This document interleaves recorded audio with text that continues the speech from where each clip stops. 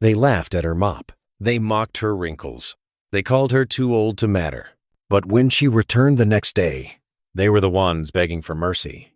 It was a cold Monday morning. The air was sharp, the streets were damp, and the tall glass towers of the city sparkled like mirrors catching the early sun. Inside one of those towers stood Crown Trust Bank, one of the most respected banks in the country. Everything about it screamed success, from the scent of expensive perfume to the marble floors polished until they could show your reflection. At 8 a.m., sharp, the employees began to arrive, young men in tight suits, women in heels that clicked with confidence, and the proud air of people who thought they had made it. Among them were Sandra Blake, Amanda Moore, and Elizabeth Wells, three of the bank's finest tellers. Smart, stylish, sharp-tongued. Sandra, the leader of the trio, was tall and striking. She had a habit of flipping her hair whenever she walked past anyone she considered less important. Amanda, the loud one, loved attention, the kind that made people look her way. And Elizabeth, quiet but calculating, followed their lead, laughing softly at every mean remark the others made. To the customers, they smiled polite, professional, pleasant, but behind that charm was a different story. They whispered about the customers who wore cheap shoes, they rolled their eyes at elderly clients, and sometimes, when no one was watching, they made jokes about the security guards or cleaners. It was one of those mornings that a new face appeared at the door.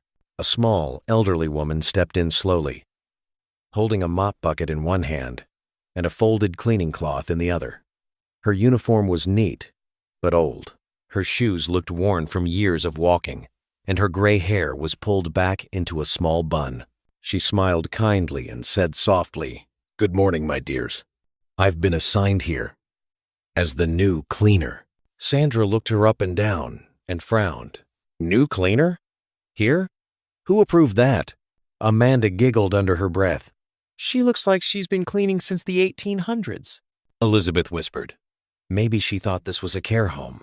They all burst into quiet laughter. The old woman heard them, but she didn't respond.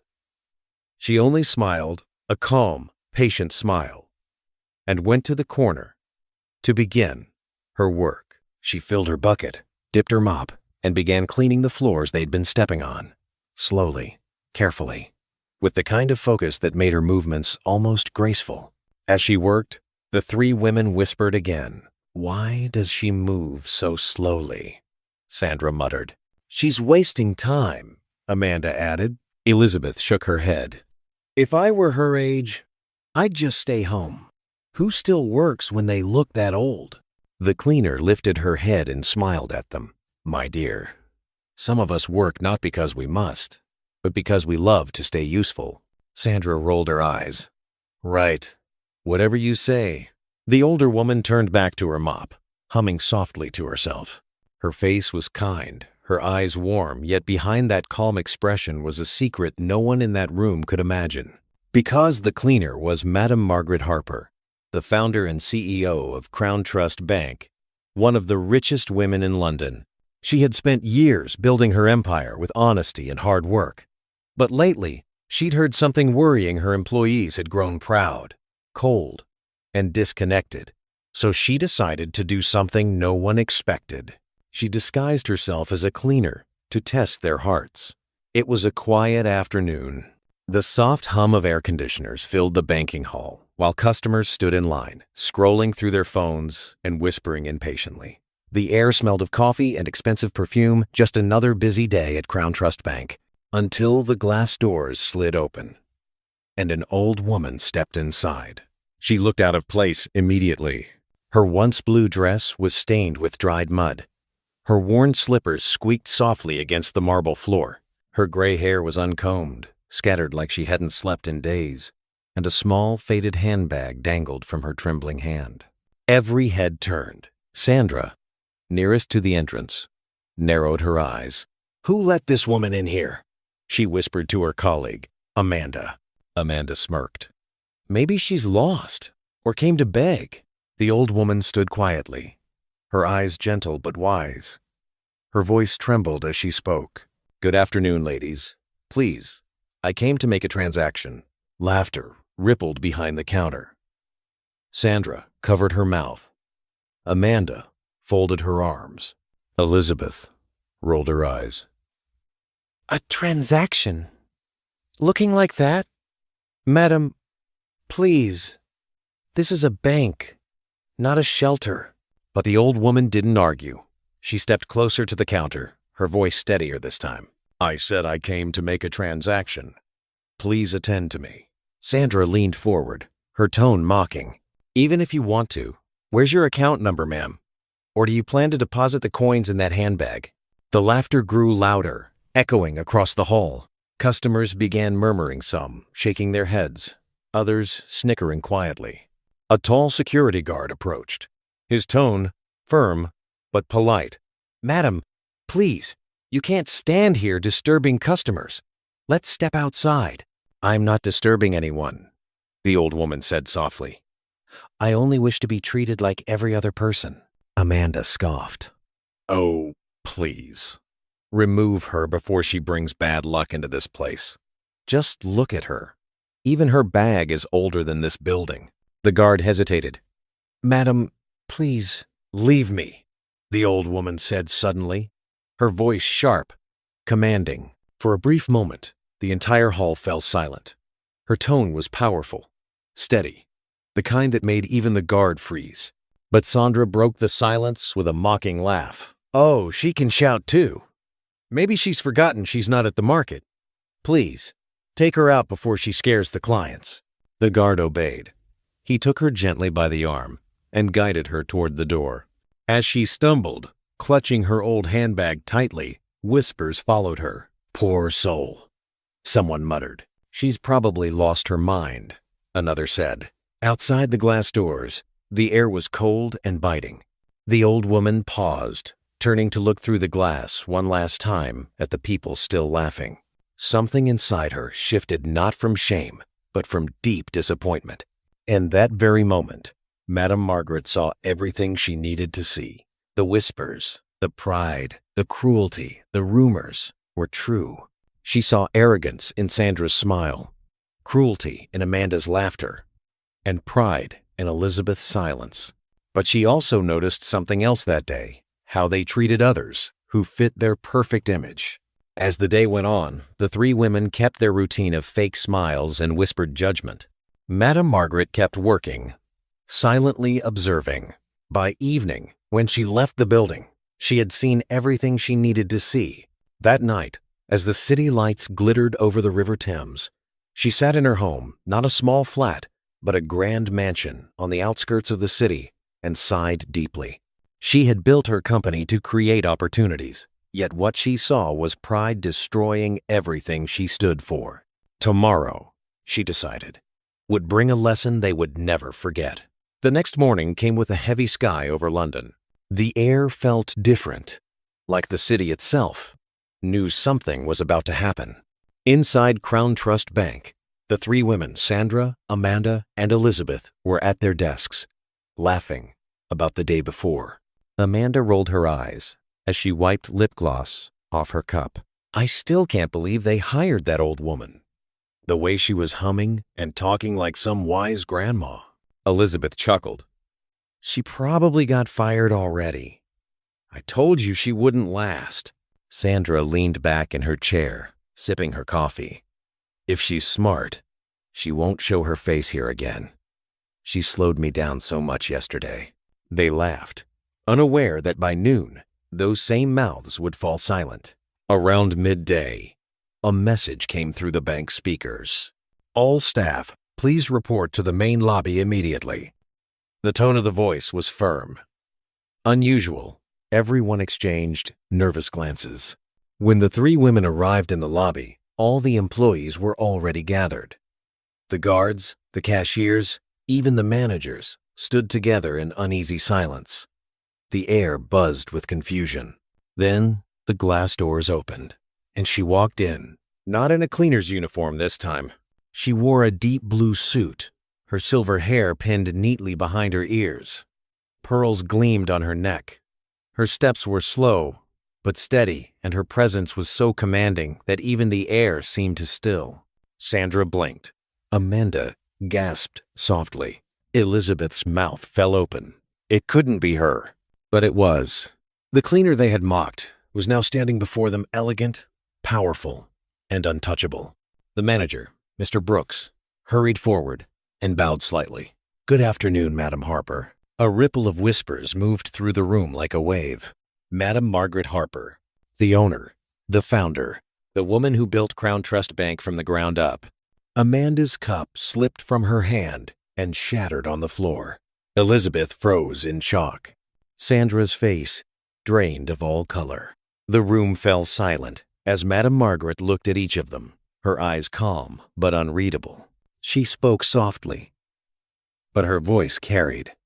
"Yesterday, I came here not as a CEO, but as a cleaner.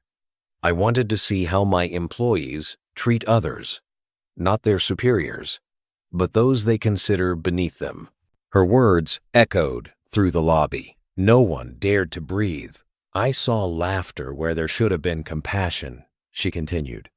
"Mockery where there should have been respect. Pride where there should have been humility." She paused, her gaze settling on the three women. Sandra's hands began to shake. Amanda bit her lip, eyes filling with tears. Elizabeth looked down at her shoes, softly. "I built this bank to stand for dignity and fairness, not vanity, not cruelty." Her voice grew even calmer, the kind of calm that made everyone feel smaller. "Miss Blake, Miss Moore, Miss Wells," she said, "you are hereby dismissed, effective immediately." Amanda gasped. "Please, ma'am, we didn't know." "You didn't need to know," Madam Margaret interrupted. "Respect isn't given because of who someone is. It's given because of who you are." The security officers stepped forward quietly, ready to escort them out. Sandra fell to her knees. "Madam Harper, please, I swear, I didn't mean to be rude. I was just—" Margaret looked at her sadly. "You were just proud, and pride always comes before a fall." Her tone wasn't cruel. It was honest, and somehow that made the words cut even deeper. The three women were let out quietly as the other employees stood frozen, too afraid to move.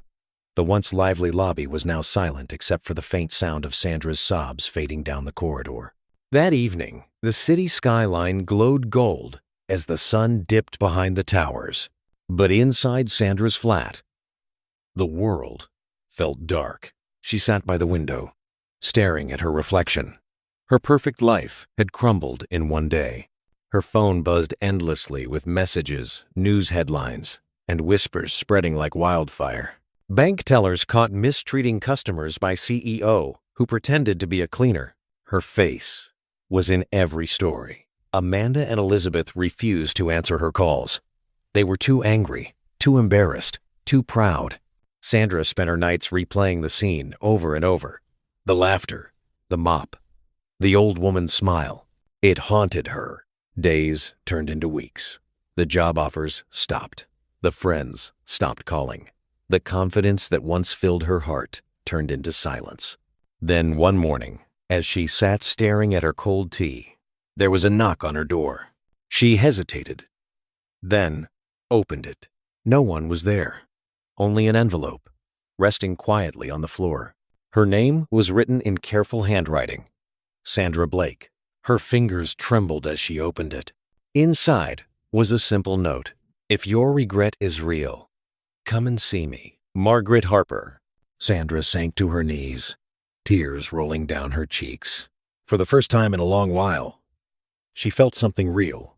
Not shame, not anger, but hope. It was a cold Wednesday morning when Sandra decided to go. She had stared at the letter for 2 nights straight, reading it over and over again until the words began to feel like a heartbeat. "If your regret is real, come and see me." Right. She didn't know what would happen when she got there. She didn't know if she would be forgiven or humiliated again. But she knew she had to try. So she dressed in her plainest clothes, tied her hair back, and took the train. The same city that once made her feel powerful now made her feel small. When she reached Crown Trust headquarters, her chest tightened. She hadn't walked through those doors since the day she was fired. Her palms were damp. Her eyes felt heavy. But she pushed the door open anyway. The receptionist looked up. "Name, please?" Sandra swallowed hard. "Sandra Blake. Madam Margaret sent me a letter." The woman nodded. "You're expected. Please wait in the conference room." Sandra nodded silently and walked in. But the moment she stepped through the door, she froze. Two familiar faces were already there, Amanda and Elizabeth. Amanda's head snapped up immediately. "You got one too?" Sandra nodded slowly. "Yes. The same letter." Elizabeth rolled her eyes. "Well, this should be interesting. Maybe she wants to apologize for embarrassing us." Sandra frowned. "Apologize? We were the ones who were wrong." Amanda sighed, crossing her legs. "Oh, please, Sandra. Everyone makes jokes. We didn't kill anyone." She overreacted.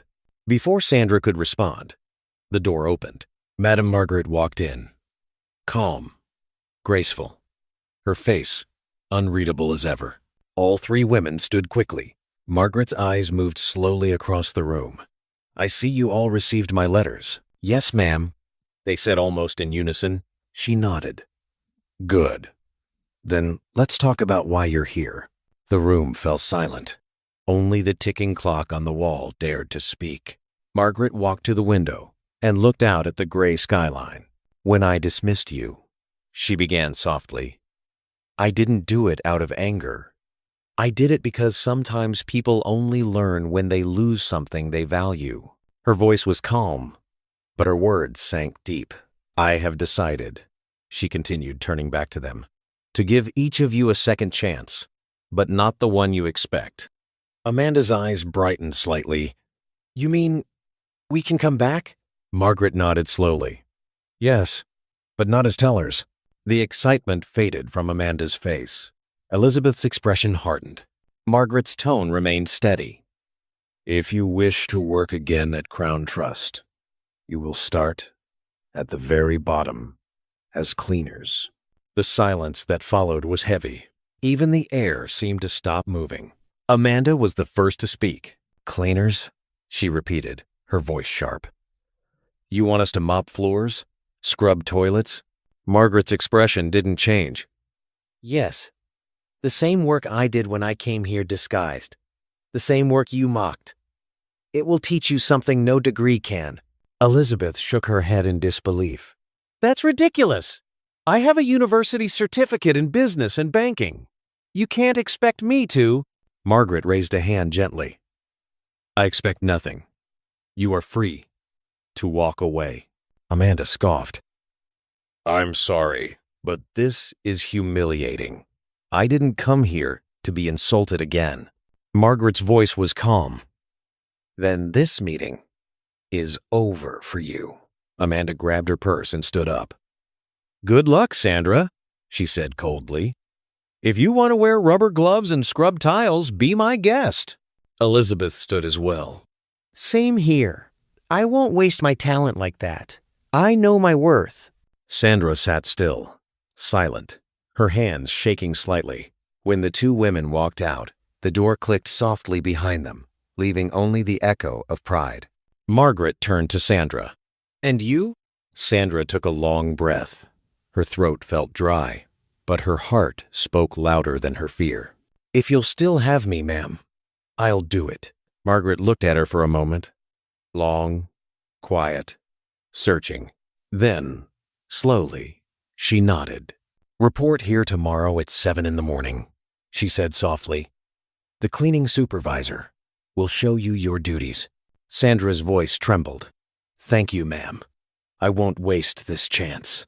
For the first time that morning, Margaret smiled, not with triumph, but with warmth. "I believe you won't," she said. The next morning, Sandra arrived before dawn. The city was still waking up. Buses rumbled softly, and fog rested on the streets. She wore her new uniform, plain and blue, with her name tag pinned crookedly on the chest.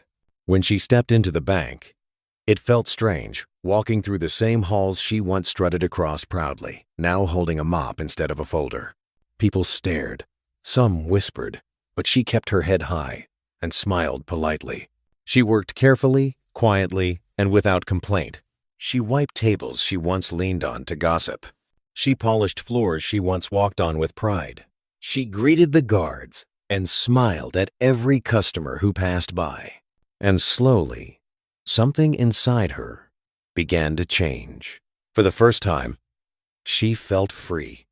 Free from the heavy weight of pride that had blinded her. By the end of the first week, even the staff had begun to notice. "Isn't that Sandra Blake?" someone whispered. "She's different now," another said softly.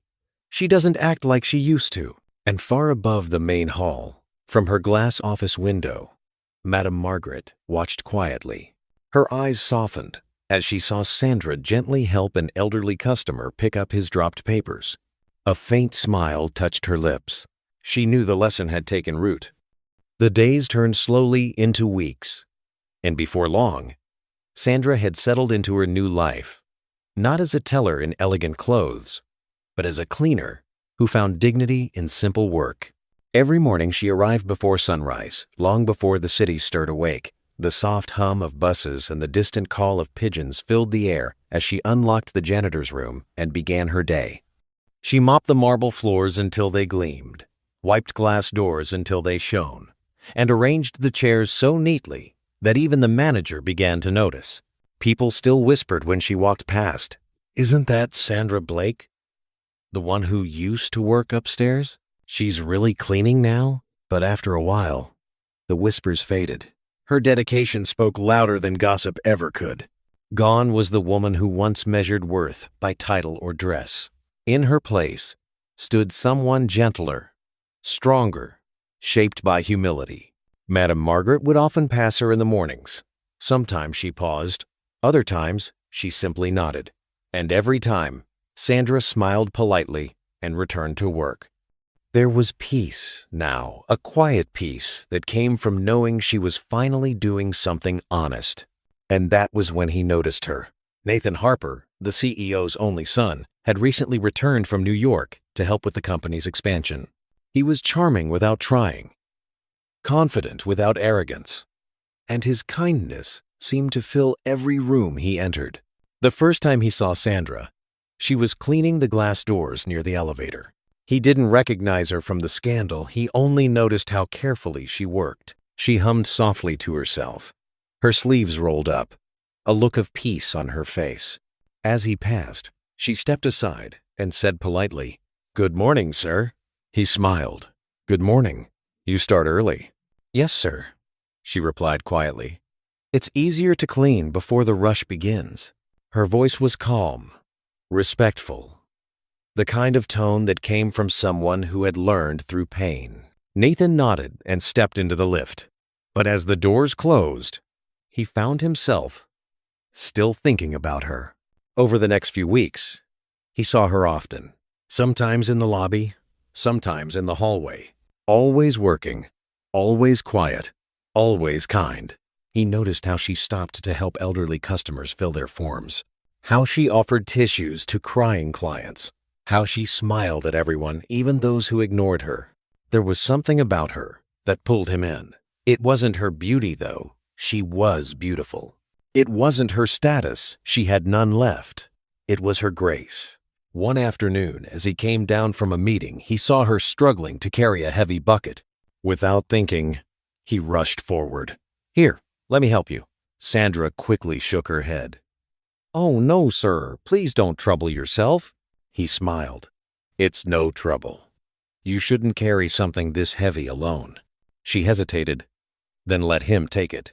They carried it together to the storage room, and for the first time, she allowed herself to look at him properly. There was warmth in his eyes, not pity, not judgment, just kindness. When they set the bucket down, he asked gently, "What's your name?" She hesitated for a second, unsure if he would remember the scandal. "It's Sandra," she said softly. "Sandra Blake." Nathan's brow furrowed slightly. Then he nodded. "Nice to meet you, Sandra." I'm Nathan, I know, she said with a shy smile. everyone knows who you are. He chuckled. That's not always a good thing. They both laughed quietly, a small, genuine laugh that surprised them both. From that day on, their paths crossed often. Sometimes he would greet her with a smile and a polite, "Good morning."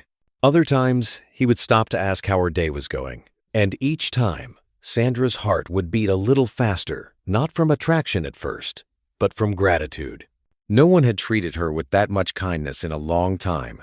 One evening, as the bank prepared to close, Nathan found her still cleaning the hall. The last rays of sunlight poured through the glass walls, lighting up the marble floor she had just polished. He stood there for a moment, quietly watching her. When she noticed him, she straightened up quickly. "Oh, I'm sorry, sir. I didn't know anyone was still here." He smiled. "Don't be sorry. You've done a beautiful job. This place has never looked better." She blushed slightly. "Thank you, sir." He took a step closer.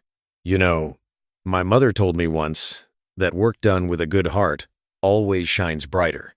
I think she'd be proud of how you clean." Sandra lowered her gaze. "Your mother? She's the reason I'm still here. She gave me a second chance." Nathan nodded slowly. "That sounds like her." He paused. "Do you mind if I ask what happened?" Sandra hesitated. Her eyes filled slightly with tears, but she didn't hide them. "I used to work here," she said quietly. "I was proud. Too proud. I treated people badly. I thought my education and position made me better, but I was wrong." Nathan listened quietly, his expression soft. "And now?" he asked. She smiled faintly. "Now I just want to be good even if no one's watching." Nathan's heart warmed at her words. He didn't say anything more, but something about her honesty stayed with him long after she left that night. From then on, their connection grew naturally. There were no big moments, no dramatic confessions, just small, sincere exchanges that stitched something gentle between them. Nathan admired her humility, her quiet laughter, the way she smiled, even when life had given her reasons not to. Madame Margaret noticed the change. She noticed how Nathan's eyes followed Sandra in quiet admiration, and how Sandra's spirit seemed lighter whenever Nathan was near. But she said nothing. She only watched, because sometimes life has its own way of rewarding those who learn the hardest lessons with the purest love. One afternoon, Margaret called her son into her office. "Nathan," she said quietly, "you've been spending a lot of time in the lobby lately." He smiled faintly. "Just checking the staff performance." Margaret folded her hands. "Performance? Or one particular employee?" Nathan sighed. "You've noticed." "Of course I have. I notice everything in this bank," she said with a small smile. "Tell me the truth. Do you like her?" He hesitated. I respect her, Mom. She's different. Real. The way she treats people, it reminds me of you." Margaret's eyes softened. "You know who she is, don't you?" "Yes," he said quietly. "The woman from the scandal. The one you gave a second chance. And that doesn't bother you?" He shook his head. "No. People change. I've seen it with my own eyes." Margaret studied him for a long moment, then smiled softly. "You see people for who they are, not what they've been. That's rare, Nathan." A week later, Sandra was called to Madame Margaret's office. She entered nervously, wiping her hands on her uniform. "Good morning, ma'am," she said softly. "Good morning, my dear," Margaret replied warmly. "Please, sit." Sandra hesitated, unsure if it was a test, but obeyed. Margaret leaned forward. "I've been watching you, Sandra. You've done well, very well. You've turned shame into service, and service into strength." Tears gathered in Sandra's eyes. "Thank you, ma'am. I only wanted to prove that I've changed." "You have," Margaret said. "And it's time others see that too. Starting next week, you'll be transferred to customer relations. You've earned the right to stand where you once fell." Sandra gasped softly. "Ma'am, I don't know what to say." Say you'll continue being the woman humility built, Margaret replied with a smile. Sandra wiped her tears and nodded. I will. I promise. When Nathan heard the news, he was the first to find her. He appeared by her desk with flowers, simple white lilies. Congratulations, Sandra, he said with a soft grin. You deserve this. She smiled shyly. You didn't have to bring flowers. I wanted to, he said. They're from my mother's garden. She touched one gently. They're beautiful. So are second chances, he replied.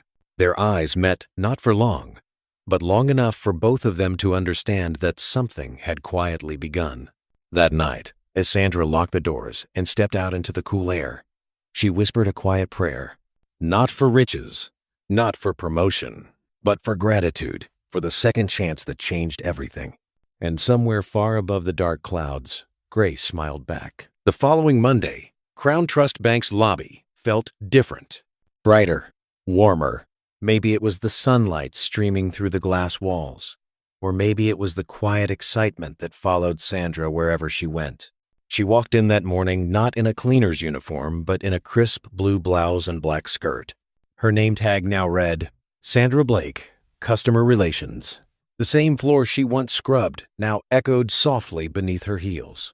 But her steps were slower this time, not from fear, but from humility. When she passed the cleaners, she greeted them by name. When she passed customers, she smiled first. And when she reached her desk, she whispered a small prayer of gratitude before starting. The first customer she attended to that morning was an elderly woman, the same one she had once mocked months ago, back when pride ruled her heart. The woman looked up, adjusting her glasses as she studied Sandra's face. You look familiar, dear. Have we met before? Sandra's hands trembled slightly. She stepped closer, her voice soft and sincere. Yes, ma'am, we have.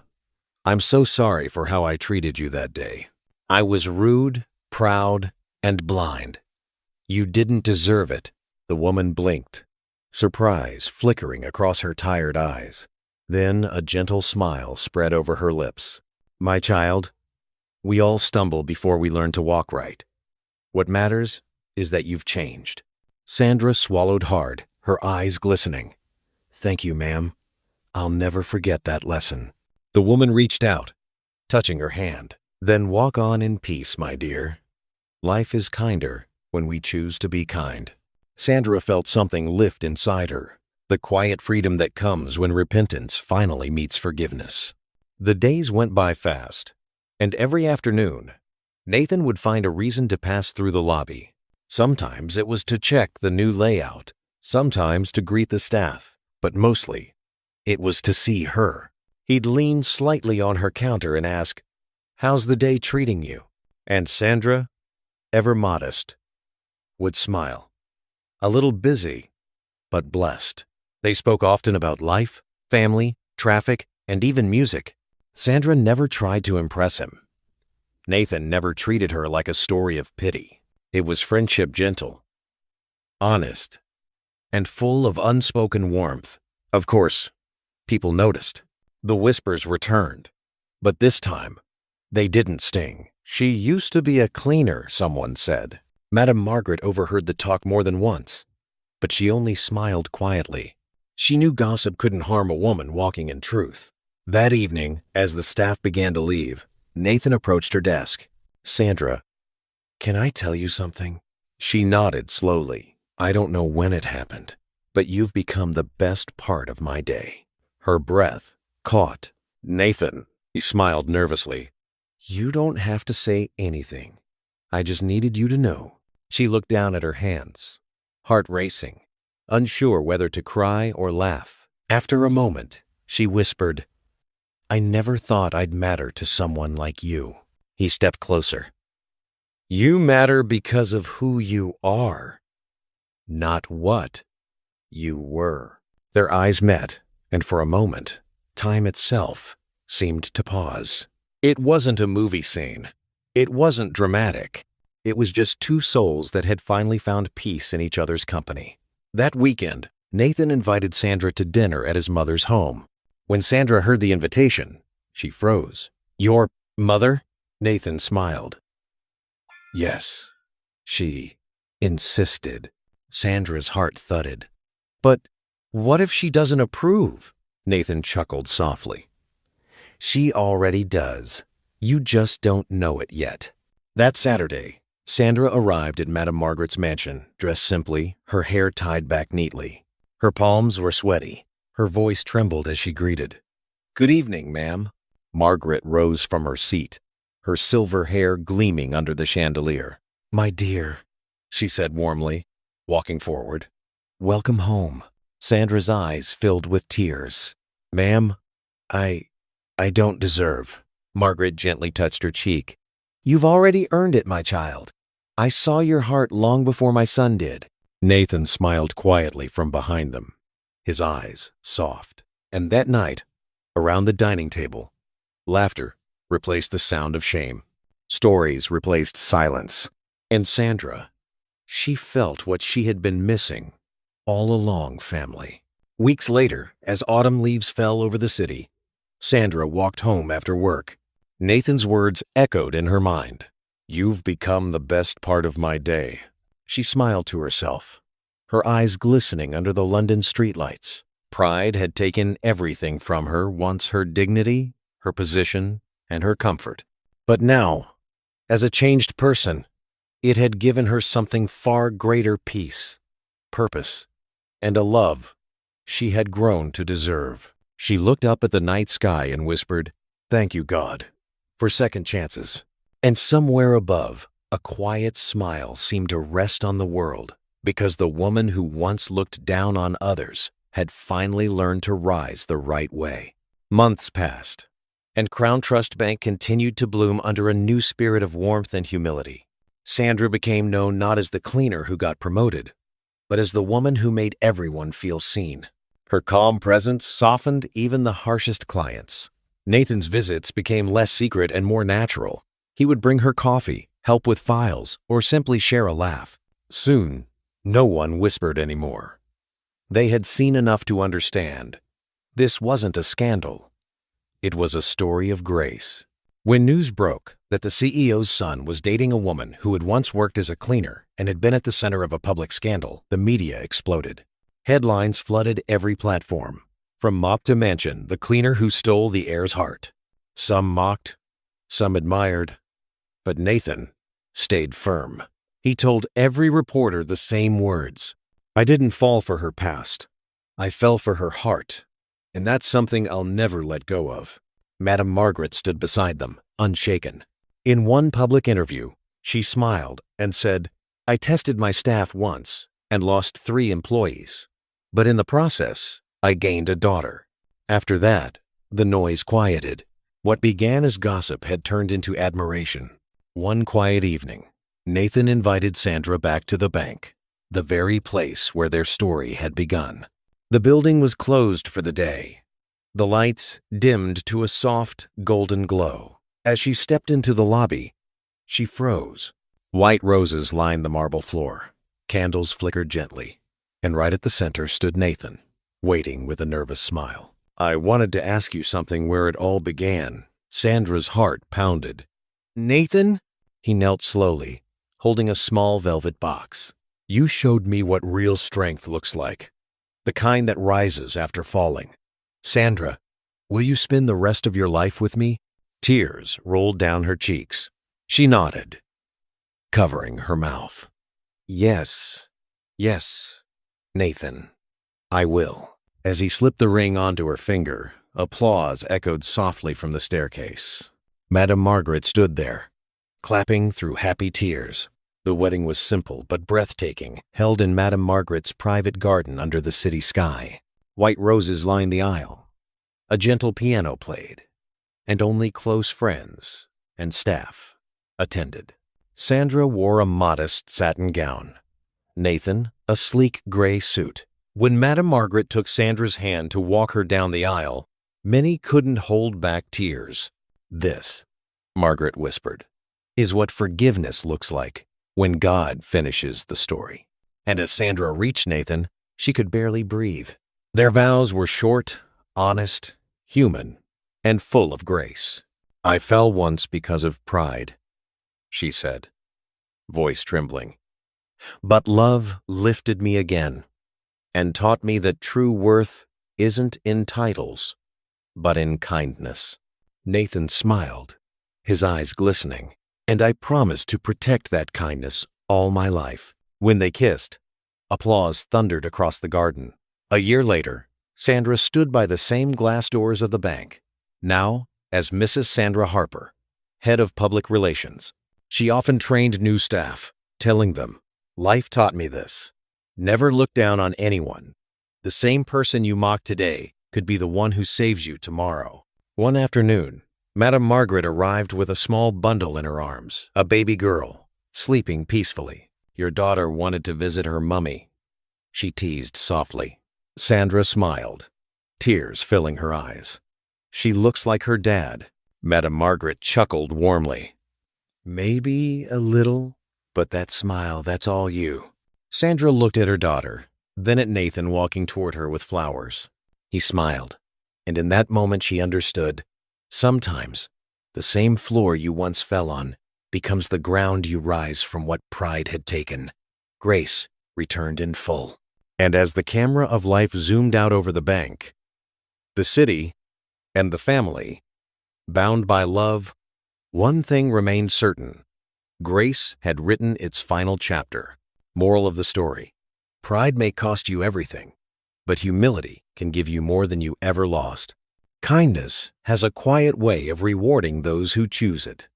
Sandra's change of heart led her to love, but her old arrogance could have cost her everything. Sometimes, pride doesn't take blessings away, it only makes them wait. Did you enjoy this story? Kindly let us know where you are watching from. Don't forget to subscribe to this channel. Thank you so much for watching.